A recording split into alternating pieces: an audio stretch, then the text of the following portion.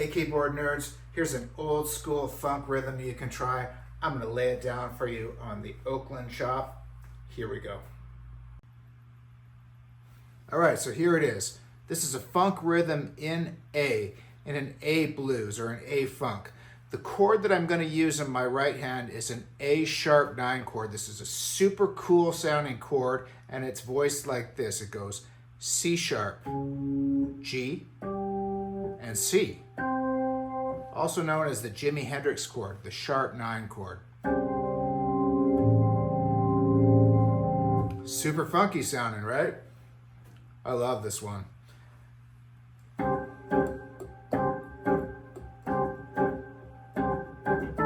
As soon as you play it, it just reeks of funk. It just makes me think of funk. It makes me think of Prince. It makes me think of Parliament Funkadelic. And it's a really fun chord that you can apply some really cool rhythms to. And then once you've got those rhythms down, you can try playing them over some bass lines if you want. So another way to look at this, if you want to remember a sharp 9 chord, is if you're in an A funk or an A blues. This is the third, the flat 7, and the flat 3. What's really interesting about a sharp 9 chord is that it includes both the flat 3 and the natural 3 of the key. Which makes that sound, which when you do that, those notes side by side, it doesn't sound very nice at all. It sounds really dissonant. But when you spread it out like this, and you'll hear me use this a lot when I'm playing, I'll play rhythms like,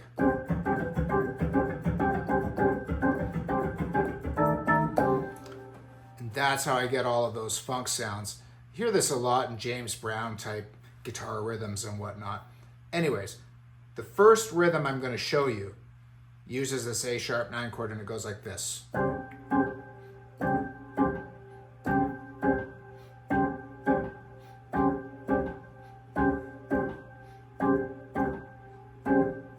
That's it. So, I'm going to show you a very simple bass line that you can try that with. And remember when you're playing this, it's kind of like the second one is pushed. The first one's on the beat, the second one is pushed. Push, push, push. Now here's a really cool old school funk bass line that you can try. It's a chromatic one, it just goes from A to G. Oh yeah. Check this out, here we go.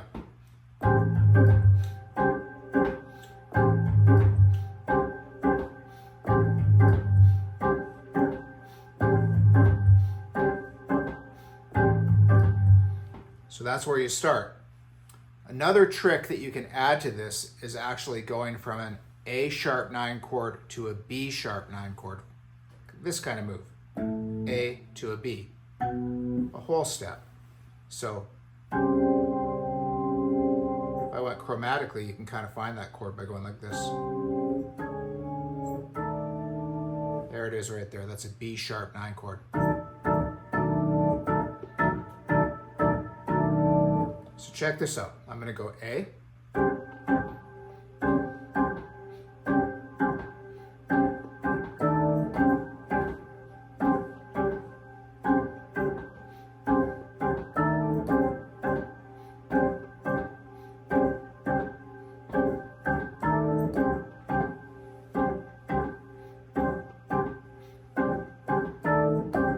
That's it.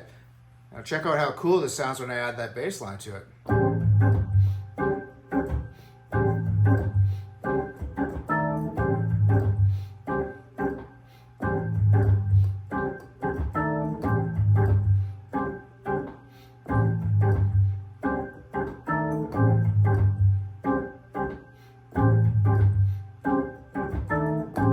That's it. You can imagine Prince playing something like that. So that's such a rhythm that he would play in a funk type setting. It really, really works well. And another thing I wanted to mention is you will notice that, and I just instinctively want to start playing these kind of syncopated ghost notes with my left hand, which is a thing you can do when you get really comfortable with this. Like,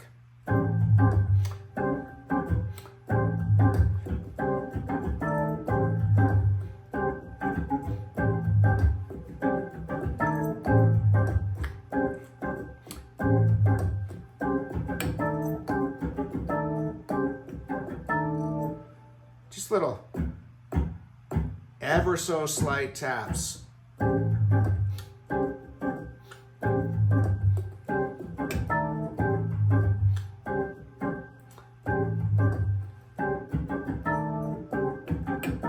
That's a little trick I do right there.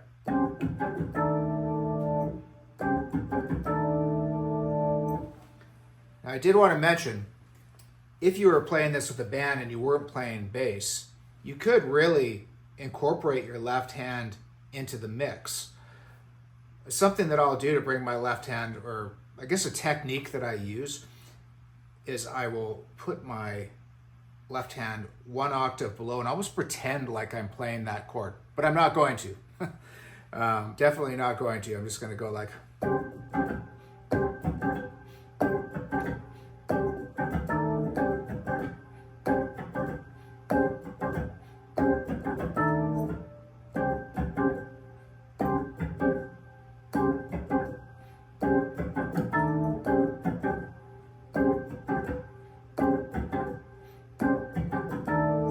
Notice it gives it a real swing feel, kind of really propels the comp or the rhythm forward. Really fun. And if I added maybe a little bit of reverb here, maybe I could add a little bit more percussion, because I can on this cool organ, and maybe some Wesley.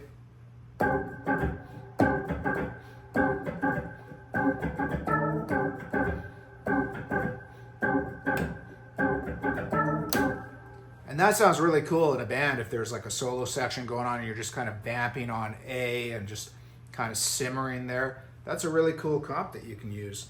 And of course you could do, I'm gonna see if I can get this going here for you.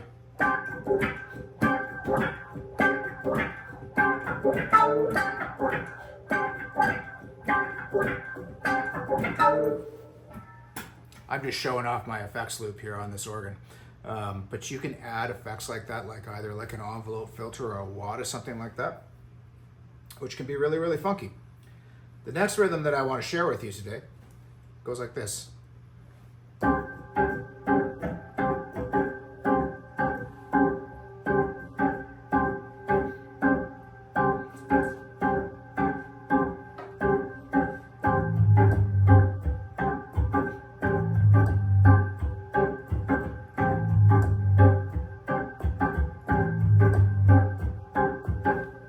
That's a great classic James Brown kind of feel, and it can work with the same bass line if you're practicing, but that's just the rhythm. You can go on an A sharp 9 chord like that, just... Now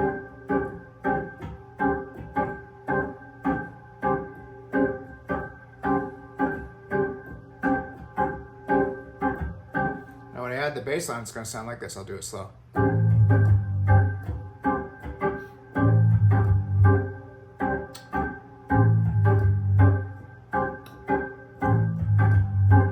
A technique that I'll use to kind of make this funkier, you'll notice me do it sometimes, is on my bass hand, I'll kind of do like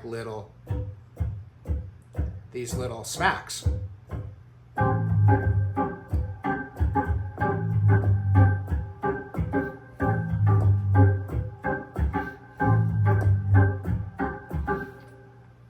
don't know why, but it just is something that you can do that makes it so much funkier sound. It's almost like you've got this drum there that you can use.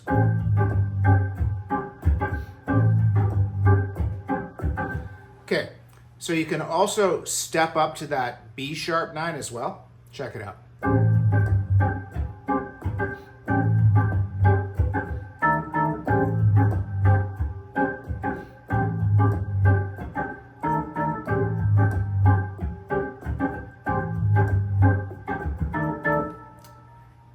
That's really cool.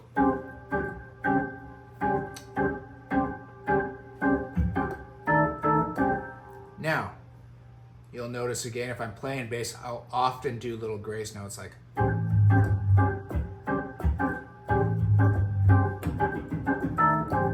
Oh, I just changed it, sorry.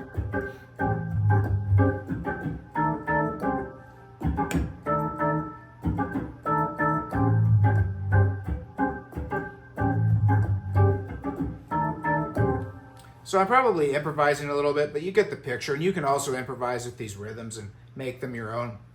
Again, if you're not playing with the bass player, it sounds great up here. And just do that technique where you put your left hand 1 octave below and just kind of smack the keyboard.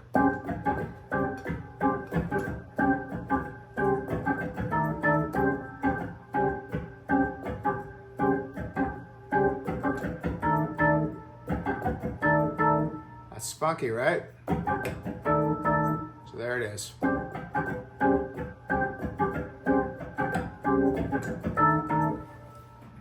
And check this out.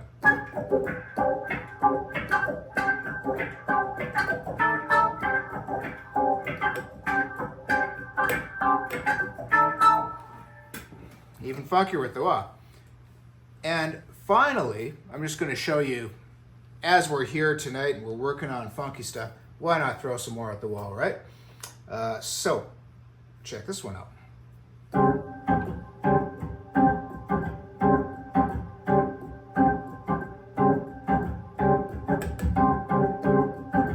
There it is, that's what I'm looking for, so it's like a...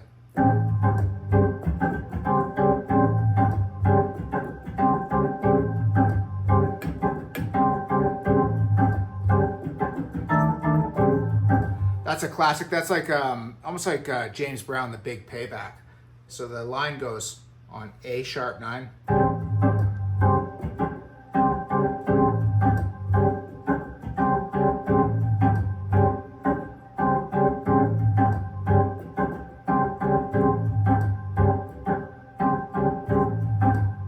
I guess that's the simplest that I could do it, and I find it really hard not to try to syncopate with my left hand. So I apologize for that if I'm complicating. It's just so natural for me to do that, but it's...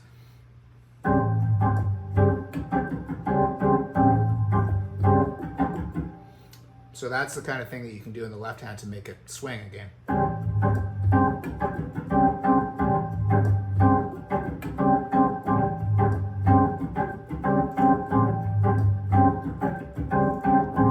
Variation on that, you can go up to that B sharp 9.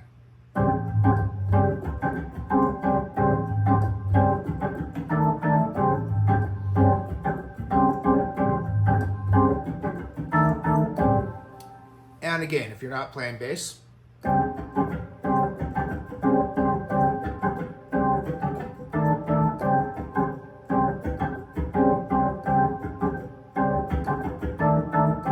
that's really light with the left hand, barely touching it.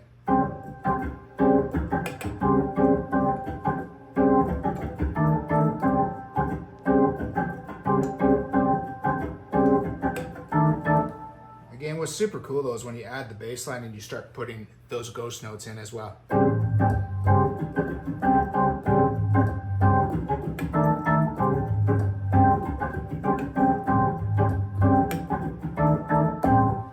So there you go. Don't be afraid to slow that down in your YouTube and take a close look at it. It's not that hard to do. The chords aren't that hard to play. The bass lines aren't that hard to play. But getting the feel and getting it to flow and kind of getting in the rhythm with it does take time. This is stuff that honestly I've worked on for years and years. But I do hope you have fun with it, because it's a really valuable tool that you can bring when you're playing in a band. It just really makes stuff drive and propel forward, and it adds a lot of energy to the music. So there you go.